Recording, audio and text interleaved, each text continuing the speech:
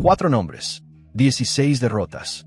Y una pregunta que el MMA rara vez se atreve a responder con honestidad. ¿Qué ocurre cuando los mejores del mundo descubren que no lo son tanto?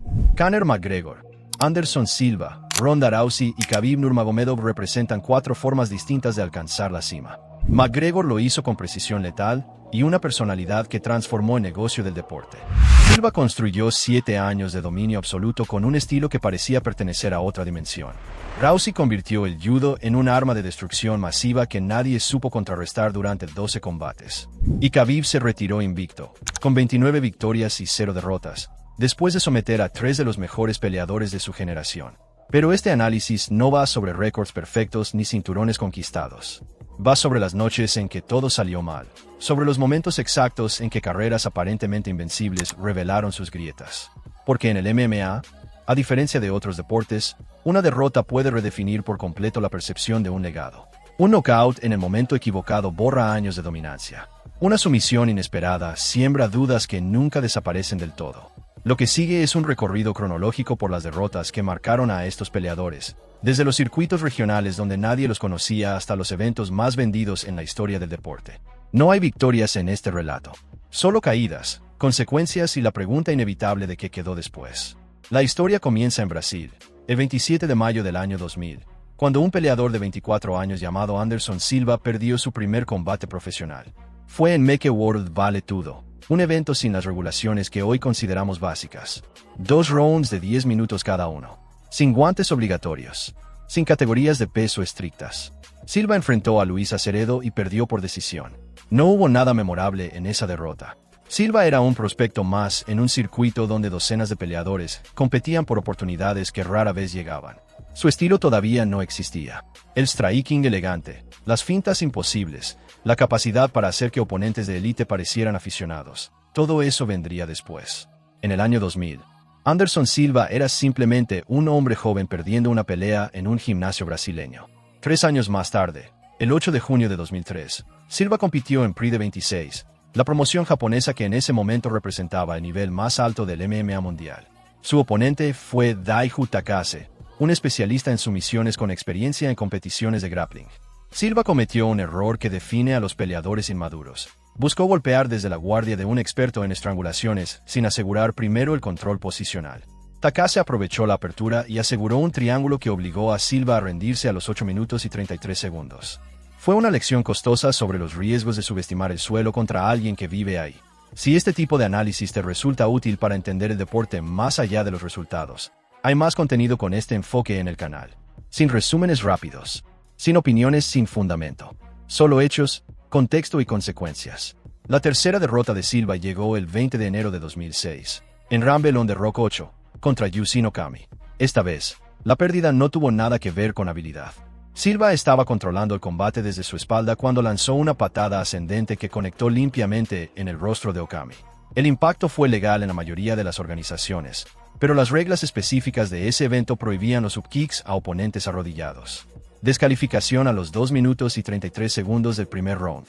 Una derrota que quedó registrada en su récord pero que no reveló ninguna debilidad real. Esas 3 derrotas tempranas fueron el prólogo de algo que nadie anticipaba. Cuando Silva entró a UFC más tarde ese mismo año, comenzó una racha de dominancia que redefinió lo que significaba ser campeón de peso medio. Pero esa parte de la historia tendrá que esperar, porque mientras Silva construía su leyenda, un adolescente irlandés estaba a punto de experimentar su primera derrota profesional. El 28 de junio de 2008, en un evento regional llamado Cage of Truth 3, Conor McGregor peleó por tercera vez como profesional. Tenía 19 años, un juego de pies todavía sin refinar y prácticamente ninguna experiencia en el suelo. Su oponente, Artemis Sitenkov, era un lituano con formación en sambo que identificó inmediatamente dónde estaba la ventaja. A los 10 minutos y 30 segundos, Sitenkov finalizó a McGregor con una llave de rodilla. No hubo cobertura mediática. No hubo narrativa de superación. Simplemente fue un peleador joven descubriendo que el talento natural no compensa las carencias técnicas cuando el oponente sabe explotarlas. Pasaron más de 2 años antes de que McGregor volviera a perder. El 27 de noviembre de 2010, en CWFC 39, Joe Duffy lo sometió con un triángulo de brazo a los 10 minutos y 38 segundos. Duffy era exactamente el tipo de peleador completo que McGregor todavía no había aprendido a hacer. Transiciones fluidas entre el striking y el grappling, control posicional sólido, capacidad para capitalizar cualquier error en el suelo. Por segunda vez en su carrera, McGregor había sido finalizado en el área donde menos recursos tenía. Lo que siguió a esas dos derrotas fue una transformación que cambiaría el deporte. McGregor dejó de intentar ser un peleador completo y se convirtió en un especialista letal. Su timing, su gestión de la distancia, su capacidad para anticipar reacciones y castigarlas con potencia devastadora lo llevaron a UFC, donde demolió a la división de peso pluma y noqueó a José Aldo en 13 segundos por el título mundial. Mientras McGregor ascendía, Anderson Silva seguía reinando en peso medio. Pero el 6 de julio de 2013, en UFC 162, su era terminó de la forma más inesperada posible. Silva defendía el título por 10ª vez consecutiva contra Chris Weidman, un luchador estadounidense que pocos consideraban capaz de destronar al campeón. Durante el primer round, Silva controló la pelea con su arsenal habitual de fintas y contraataques. Pero en el segundo asalto, empezó a hacer algo que había funcionado contra oponentes inferiores. Bajó las manos, movió la cabeza de forma exagerada, invitó a Weidman a atacar con la guardia completamente abierta. Weidman no dudó. A los 78 segundos del segundo round, conectó un gancho de izquierda mientras Silva se burlaba con los brazos caídos. El brasileño se desplomó. Weidman lo siguió al suelo con golpes hasta que el árbitro detuvo el combate. El campeón más dominante en la historia del peso medio había perdido no porque su oponente fuera técnicamente superior, sino porque su propia arrogancia lo dejó expuesto en el peor momento posible. La revancha llegó 6 meses después, el 28 de diciembre de 2013, en UFC 168. Silva necesitaba demostrar que la primera derrota había sido un accidente. Durante el primer round, ambos pelearon con más cautela, estudiándose mutuamente. Pero en el segundo asalto, a los 76 segundos, Silva lanzó una patada baja que Weidman chequeó con la rodilla levantada. Lo que siguió fue una de las imágenes más perturbadoras en la historia del deporte. La tibia de Silva se fracturó en el impacto. El hueso atravesó la piel. Silva cayó al suelo mientras su pierna colgaba en un ángulo que ninguna articulación permite. La pelea se detuvo inmediatamente. TKO por lesión. Con esa fractura, algo más que un hueso se rompió. La mística de invulnerabilidad que Silva había cultivado durante 7 años desapareció en un instante. Tenía 38 años. La recuperación tomaría más de un año. Y cuando volviera, ya no sería el mismo peleador. Pero antes de que Silva regresara, otra carrera aparentemente invencible estaba a punto de colapsar. El 14 de noviembre de 2015, en el estadio Etihad de Melbourne, Ronda Rousey defendía su título de peso gallo con un récord perfecto de 12 victorias y 0 derrotas. 11 de esas victorias habían terminado en el primer round. Había sometido a todas sus oponentes con una facilidad que generaba una pregunta inevitable. ¿Existía alguien capaz de detenerla? Holly Holm no parecía esa persona. Era su tercer combate en UFC. Venía del boxeo profesional, no del judo ni de la lucha. Las casas de apuestas la consideraban una víctima más en la colección de Rousey. Pero Holm llegó con algo que ninguna oponente anterior había mostrado. Un plan de pelea diseñado específicamente para neutralizar las fortalezas de Rousey. Movimiento lateral constante para evitar el clinch. Jabs y rectos para mantener distancia. Contragolpes precisos cada vez que Rousey cargaba hacia adelante buscando sus derribos característicos. Durante el primer round, Rousey no logró establecer su juego. Cada intento de clinch terminaba con Holm pivoteando fuera del alcance. Cada carga hacia adelante era recibida con golpes limpios que empezaban a acumular daño. El aura de invencibilidad que había rodeado a Rousey durante 3 años empezó a agrietarse frente a 56,000 espectadores. A los 59 segundos del segundo round, Holm ejecutó el momento que redefinió el MMA femenino. Rousey avanzó una vez más. Holm pivoteó hacia su izquierda y lanzó una patada alta que conectó directamente en la sien de la campeona. Rousey cayó inconsciente antes de tocar el suelo. El estadio quedó en silencio mientras la mujer más dominante del deporte quedaba tendida en la lona, completamente inmóvil. No fue solo una derrota, fue la destrucción total de una narrativa. Rousey había construido su imagen sobre la certeza de que nadie podía vencerla. Cuando esa certeza desapareció, no quedó estructura mental que la sostuviera. 3 meses después de la caída de Rousey, el 27 de febrero de 2016, Anderson Silva volvió a competir por primera vez desde la fractura. Enfrentó a Michael Bisping en una pelea que mostró destellos de su antigua brillantez, incluyendo una rodilla en el último round que casi le da la victoria. Pero perdió por decisión unánime después de 5 asaltos. El Silva de antes habría encontrado la forma de finalizar. Este Silva ya no podía cerrar cuando importaba. Una semana después, el 5 de marzo de 2016, Conor McGregor experimentó su primera derrota en UFC. Había subido 2 categorías de peso con apenas 11 días de preparación para enfrentar a Nate Diaz, un veterano que aceptó la pelea porque el oponente original se había lesionado. McGregor era el campeón de peso pluma en el pico de su confianza. Díaz venía de perder y no había tenido campamento completo. El primer round confirmó lo que todos esperaban.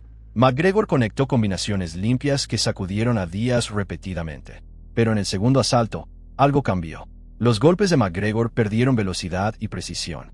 Su cardio, nunca su atributo más confiable, empezó a fallar contra un oponente que absorbía castigo y seguía avanzando sin mostrar señales de rendirse. Díaz comenzó a presionar. McGregor, agotado y sin recursos, intentó un derribo desesperado que expuso exactamente lo que ocurría cuando su striking dejaba de funcionar.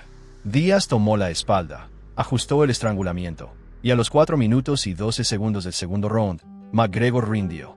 El hombre que parecía invencible había demostrado exactamente cuáles eran sus límites. Cuando un oponente sobrevivía a su mejor artillería y lo obligaba a pelear en rounds tardíos, su ventaja desaparecía por completo. McGregor vengaría esa derrota 5 meses después en una revancha cerrada que ganó por decisión mayoritaria. Pero el patrón ya estaba establecido. Sus debilidades habían quedado documentadas para cualquier oponente dispuesto a estudiarlas. El 9 de julio de 2016, Silva subió a peso semipesado para enfrentar a Daniel Cormier en UFC 200 con poco tiempo de preparación. Perdió por decisión después de 3 rounds. Esfuerzo valiente de un veterano de 41 años contra un campeón en su mejor momento. Pero el resultado era predecible desde antes de que sonara la campana. 5 meses después, el 30 de diciembre de 2016, Ronda Rousey intentó reclamar lo que había perdido en Melbourne. Enfrentó a Amanda Nunes, la nueva campeona, después de más de un año alejada del deporte y del ojo público. Las preguntas eran inevitables. ¿Podía recuperarse del trauma?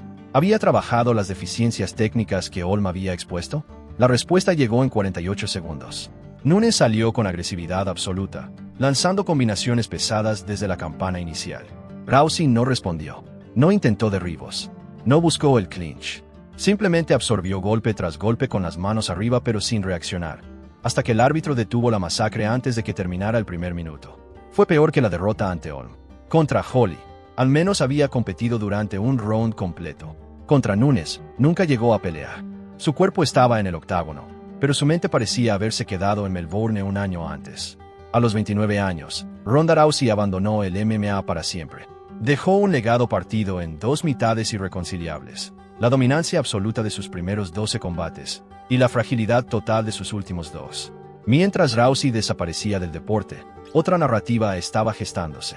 Khabib Nurmagomedov, un dagestano invicto con un estilo de lucha que nadie había logrado contrarrestar, avanzaba hacia una colisión inevitable con Conor McGregor. El 6 de octubre de 2018, en UFC 229, se enfrentaron en el evento de pago por visión más vendido en la historia del MMA. La rivalidad había escalado durante meses con provocaciones que cruzaron líneas personales y culturales.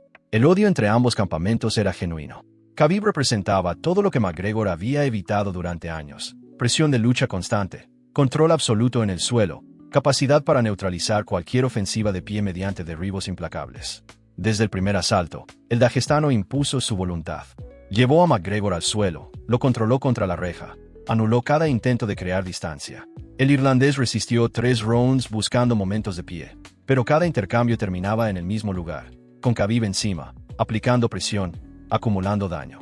En el cuarto round, Khabib aseguró la espalda de McGregor y aplicó un crank de cuello que forzó la rendición a los 3 minutos y 3 segundos. No fue solo una derrota, fue una demostración de impotencia técnica absoluta.